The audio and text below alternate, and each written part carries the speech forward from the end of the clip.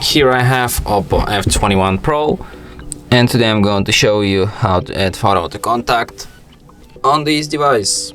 So firstly you have to open settings, I mean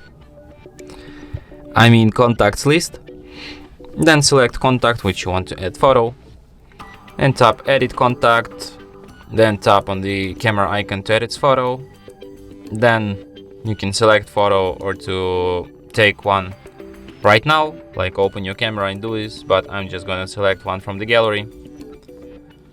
Then you have to select the photo. Here you can adjust it.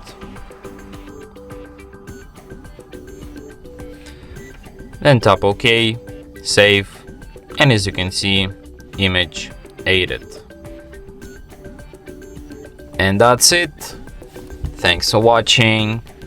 If you find this tutorial useful, don't forget to hit that like button and subscribe to our channel.